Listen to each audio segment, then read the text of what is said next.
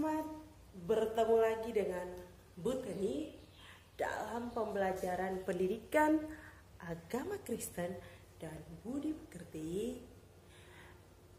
Kita akan masuk ke bab yang keempat dengan judul Pemeliharaan Allah atas seluruh ciptaannya. SMP kelas 7 bersama Bu Teni, ya.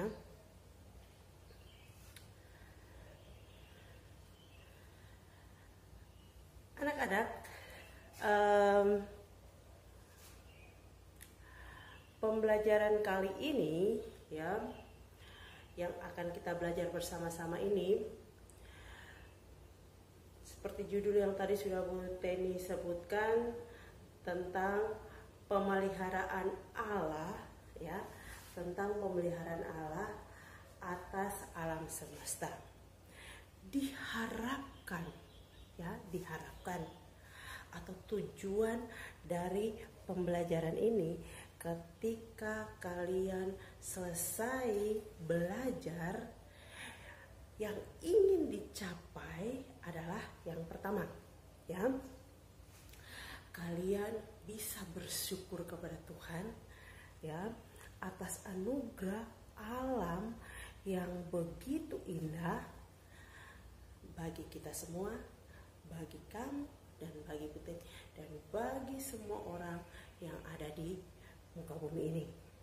Yang kedua, kalian harus yakin atau meyakini bahwa Allah tetap terlibat atau ikut serta dalam pemeliharaan dan keberlangsungan alam semesta ini sejak bumi dijadikan sampai bumi ini akan berakhir. Dan yang ketiga yang akan kalian resapi ketika selesai mempelajari bab ini adalah kalian harus percaya bahwa pemeliharaan Allah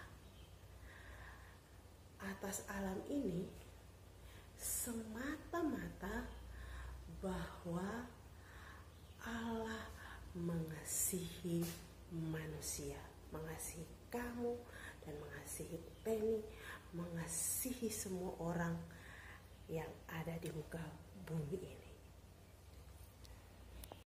Oke, coba kamu perhatikan di slide ini, ya. Perhatikan di slide ini. Allah menciptakan bumi dan segala isinya dalam berapa hari? Coba kalian jawab, ya. 1, 2, 3, 4, 5, dan 6, ya. Dalam 6 hari Allah menciptakan semua yang ada di muka bumi ini, termasuk kamu dan ibu. Nah, dari gambar ini, ya, pada gambar yang ibu tampilkan di slide ini ada ikan-ikan dan burung-burung. Hari keberapa menurut kamu? Terus ada siang dan malam. Kamu boleh menjawab pada hari keberapa.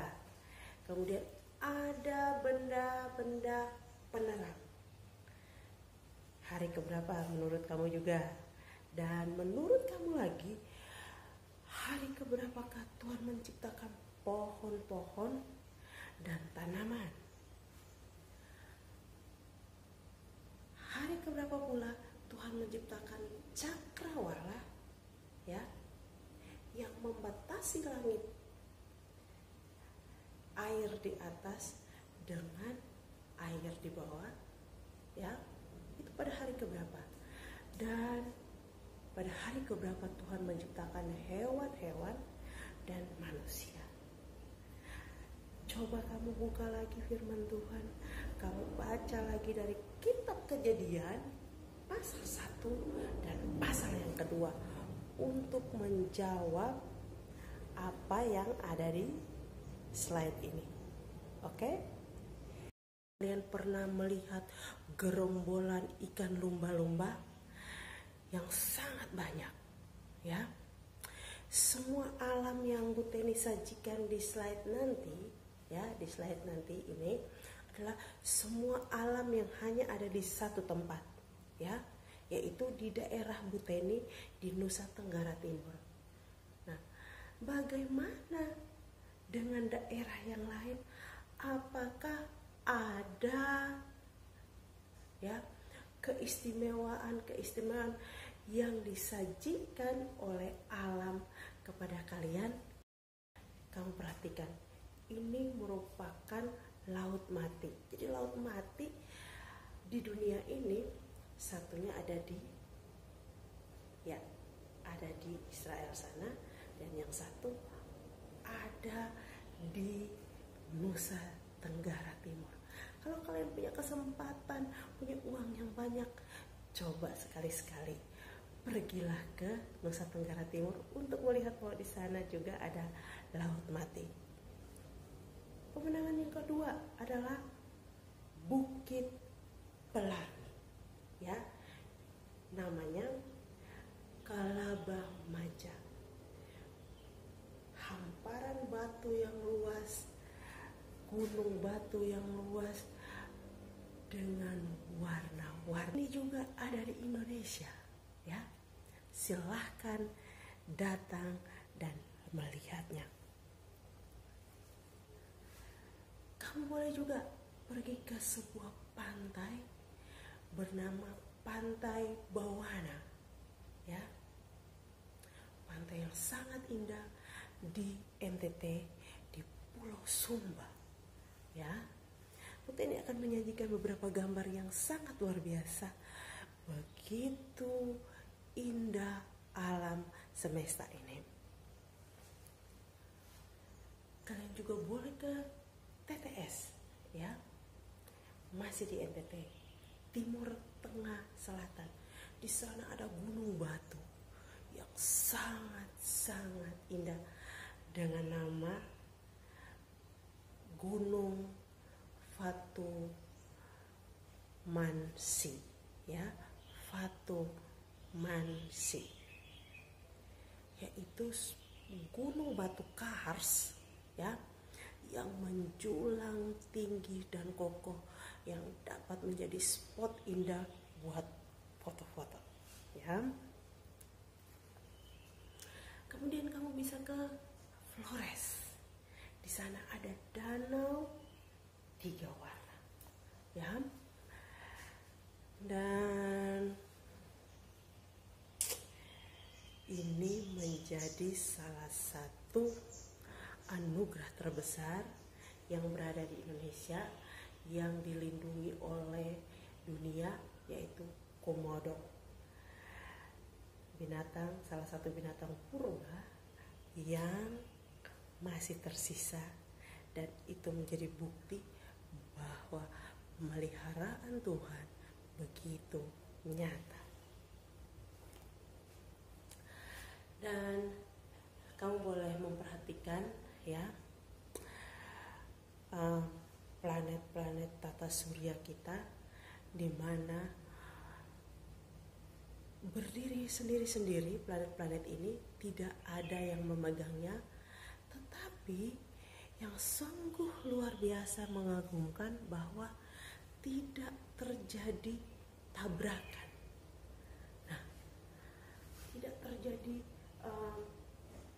kesalahan, dan itu berlangsung sudah sekian lama, sudah sekian tahun, beribu-ribu tahun, dan masih ada sampai hari ini.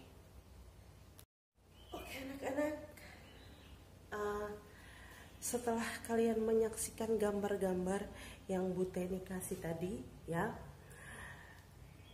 Bu Teni ambil dari khususnya NTT, Nusa Tenggara Timur, bahwa di sana ada hal-hal yang luar biasa yang Tuhan berikan di sana, dan mungkin di tempat-tempat lain juga punya keistimewaan alam yang sangat luar biasa.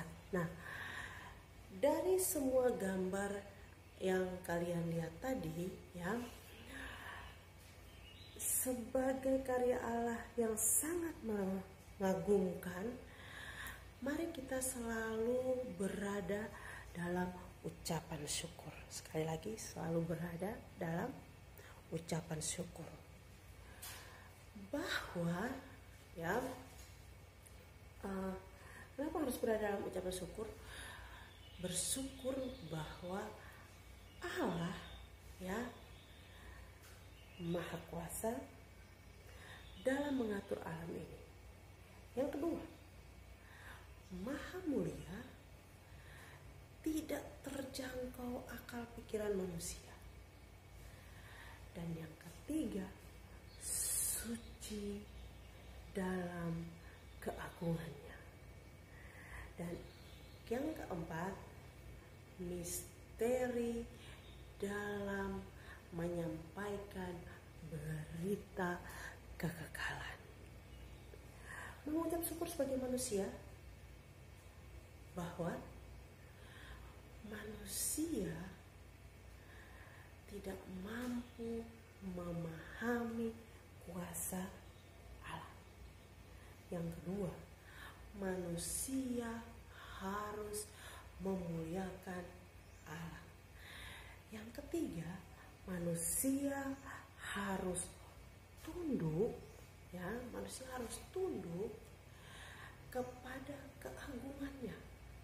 Dan yang keempat, manusia harus menyelami ya, dalam pikirannya, di dalam hatinya, menyelami rencana Allah di balik kekekalannya. Oke, setelah kita tahu bagaimana kebesarannya Allah dan bagaimana ketidakberdayaannya manusia, maka kita harus tahu ya, belajar sungguh-sungguh untuk mengetahui cara Allah memelihara seluruh ciptaannya ya. Allah melihat bahwa hasil karya yang dilakukannya sangat luar biasa. Mulai dari hari pertama, hari kedua, hari ketiga, hari keempat, hari kelima, bahkan hari yang keenam. Dikhususkan hari keenam dikatakan bahwa sungguh sangat amat baik. Sehingga Alkitab menjelaskan bahwa Tuhan memelihara dengan menumbuhkan keselamatan dan keadilan. Silahkan kalian membaca di dalam kitab Yesaya pasal 45 ayat yang ke-8. Yang kedua, Allah tidak membiarkan alam ini rusak atau punah. Kejadian 9 ayat yang ke-11.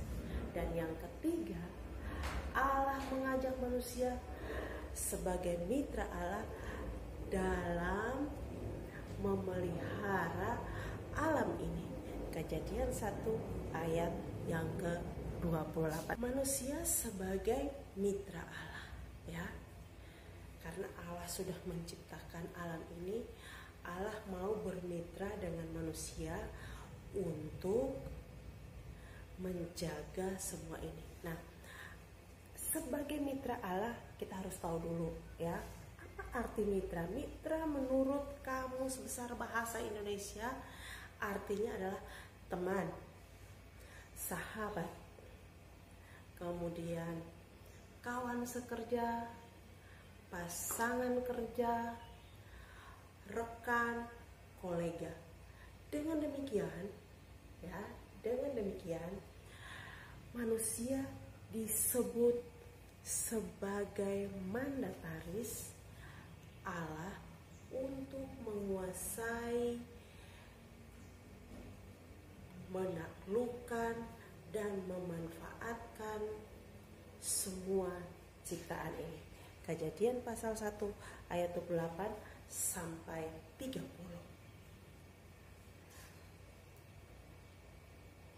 Manusia sebagai mitra, harapannya adalah manusia ikut serta dalam memelihara seluruh ciptaan, mengembangkan alam semesta dengan akal dari Allah. Manusia bertanggung jawab mempertahankan dunia ciptaan Allah supaya tetap baik. Manusia dipakai Tuhan untuk menyelesaikan semua pekerjaan-pekerjaannya. Anak-anak, alasan apa atau mengapa manusia yang dipilih untuk menjadi mitra dan mandataris Allah di muka bumi ini? Yang pertama, alasannya adalah manusia segambar dan serupa dengan Allah, di mana segambar dan serupa ini dalam hal sifat-sifat, ya, sifat-sifat Allah. Yang kedua, manusia sebagai mahkota ciptaan Allah, karena manusia diciptakan pada kesempatan tersendiri dan memiliki penilaian dari Allah sendiri sebagai amat baik, tercantum dalam Kejadian pasal 1 ayat yang ke-31. Dan mengapa manusia?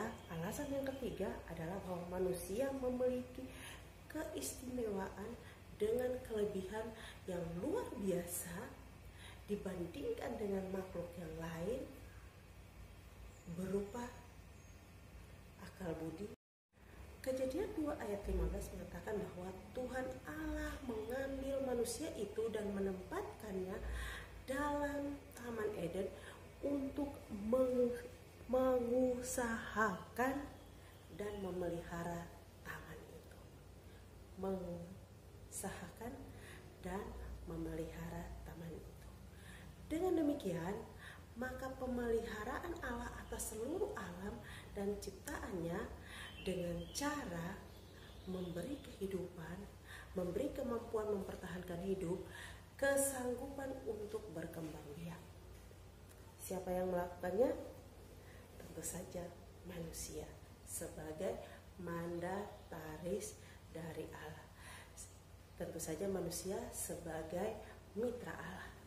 Nah, manusia adalah tangan kanan Allah untuk mengawasi dan menjalankan semua. Oke. Pembelajaran kita akan berakhir. Puteni akan memberikan tugas kepada kalian. Buatlah puisi. Sekali lagi, buatlah puisi sebanyak 4. Puteni bilang 4 alinea. Coba kamu tanya ke guru bahasa Indonesia, 4 alinea itu maksudnya apa? Atau kamu cari di Google pengertian dari alinea itu apa? Jadi kalau membuat 4 alinea artinya membuat pengelompokan dalam 4 baris, ya. Puisi, judulnya kalian pilih sendiri, tetapi isi dari puisi itu berisikan ucapan syukur atas pemeliharaan Allah kepada seluruh ciptaannya dan terhadap diri kita sendiri. Demikian pertemuan kita kali ini. Berdoalah secara pribadi untuk mengakhiri pembelajaran kali ini. Sampai jumpa. Tuhan Yesus memberkati.